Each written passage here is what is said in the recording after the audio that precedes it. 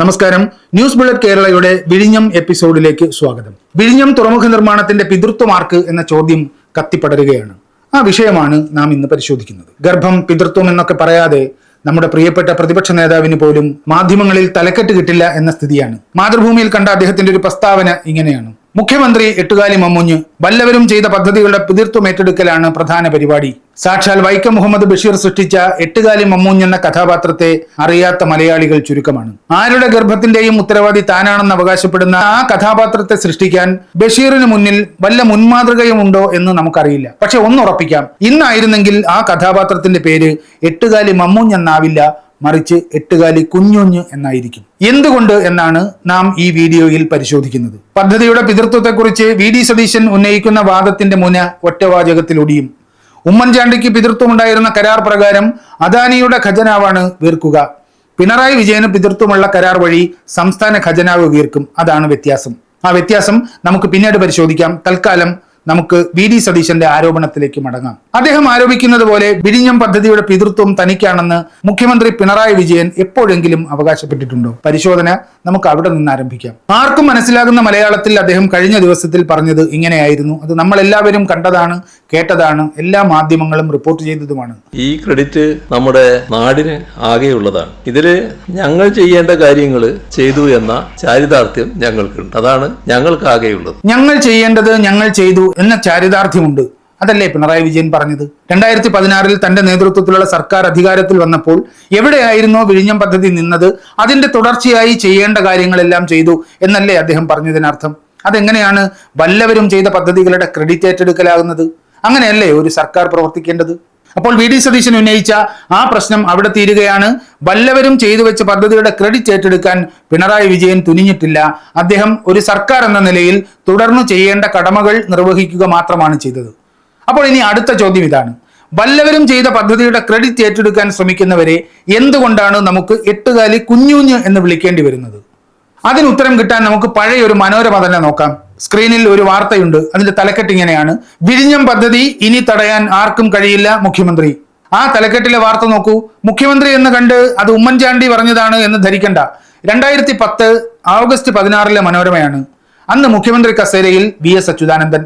വാർത്തയുടെ ലീഡ് ഇങ്ങനെ: രാജ്യാന്തര കണ്ടെയ്നർ ട്രാൻസ്ഷിപ്മെന്റ് തുറമുഖ പദ്ധതി ഇവിടെ വരുന്നത് തടയാൻ ഇനി ഒരു ശക്തിക്കും കഴിയില്ലെന്ന് മുഖ്യമന്ത്രി വി.എസ്. അച്യുതാനന്ദൻ. വാർത്ത ഇങ്ങനെ തുടരുന്നു: വിഴിഞ്ഞം രാജ്യാന്തര തുറമുഖ പദ്ധതി നിർമ്മാണത്തിന്റെ 1ാം ഘട്ട പ്രവർത്തനോദ്ഘാടനം നിർവഹിക്കുകയായിരുന്നു മുഖ്യമന്ത്രി. അതായത് പ്രതിപക്ഷ നേതാവെ, 2010 ആഗസ്റ്റ് 16 വൈകുന്നേരം 5 മണിക്ക് അന്നത്തെ കേരള മുഖ്യമന്ത്രി വി.എസ്. അച്യുതാനന്ദൻ 1ാം ഘട്ട നിർമ്മാണോദ്ഘാടനം നടത്തിയ പദ്ധതിയുടെ മുകളിലാണ് 2015 ഡിസംബർ 5 ഉമ്മൻചാണ്ടി ഒരു തറക്കല്ല് തലയിൽ ചുമന്ന് അവിടെ കൊണ്ടുവച്ചത്. അപ്പോൾ ആരാണ് എട്ടുകാലി കുഞ്ഞുഞ്ഞെന്നും എന്തുകൊണ്ടാണ് അങ്ങനെ വിളിക്കുന്നത് എന്നും മനസ്സിലായില്ലേ? 2010 വി.എസ്. വെറുതെ ഒരു ഉദ്ഘാടനം നടത്തുകയായിരുന്നു വിഴിഞ്ഞത്ത്? മനോരമ തന്നെ പറയട്ടെ. സ്ക്രീൻ നോക്കൂ. 8 കോളത്തിൽ വീശിയ ഒരു തലക്കെട്ട് കാണാം: കലവിലയില്ലാത്ത ഭൂമി ഏറ്റെടുക്കൽ വിഴിഞ്ഞത്തിന്റെ ആദ്യ വിജയം. അതാണ് തലക്കെട്ട്. വാർത്ത ഇങ്ങനെ വായിക്കാം: നാടിന്റെ സ്വപ്ന പദ്ധതിയായ വിഴിഞ്ഞം തുറമുഖ പദ്ധതി ആദ്യഘട്ട ഉദ്ഘാടനത്തിന് എത്തി നിൽക്കുമ്പോൾ പദ്ധതിയുടെ പ്രധാന ഭാഗമായ ഭൂമി ഏറ്റെടുക്കൽ സുഗമമായി നടത്താനായതിന്റെ സംതൃപ്തിയിലാണ് ബന്ധപ്പെട്ട അണിയറക്കാർ. സർക്കാരിന്റെയും തുറമുഖ നിർമ്മാണ കമ്പനിയായ ബിസിലിന്റെയും നിർദ്ദേശാഭിപ്രായങ്ങളുടെ അടിസ്ഥാനത്തിൽ ഭൂമി ഏറ്റെടുക്കൽ എന്ന ഭഗീരഥ യജ്ഞത്തിന് പിന്നിൽ പ്രവർത്തിച്ചത് പൊന്നമ്പിലെ തഹസീൽദാർ C.R. കൃഷ്ണകുമാറിന്റെ നേതൃത്വത്തിലുള്ള ഒരു സംഘം റവന്യൂ ഉദ്യോഗസ്ഥർ. അടുത്ത വരിയാണ് പ്രധാനം: ഇവരുടെ കഴിഞ്ഞ 2-3 മാസക്കാലത്തെ രാപകലന്യുള്ള അശ്രാന്ത പരിശ്രമ ഫലമായാണ് ഏറ്റെടുക്കപ്പെടുന്ന ഭൂമിയുടെ നഷ്ടപരിഹാര തുകയും രജിസ്ട്രേഷനും ഉദ്ഘാടനത്തിന് മുമ്പ് തന്നെ നടത്താനായത്. ഏത് പദ്ധതിയുടെയും നിർമ്മാണത്തിന്റെ നിർണായകമായ ഘടകമാണ് പദ്ധതിക്ക് വേണ്ടിയുള്ള ഭൂമി ഏറ്റെടുക്കൽ. ആ പണി ചെയ്തു പൂർത്തിയാക്കിയിട്ടാണ് അന്നത്തെ മുഖ്യമന്ത്രി വി.എസ്. അച്യുതാനന്ദൻ 2010 ആഗസ്റ്റ് 16 വിഴിഞ്ഞം പദ്ധതിയുടെ 1ാം ഘട്ട നിർമ്മാണോദ്ഘാടനം നിർവഹിച്ചത്. ആ സർക്കാരിന്റെ കാലത്ത് വിഴിഞ്ഞത്ത് എന്തൊക്കെയാണ് നടന്നത്?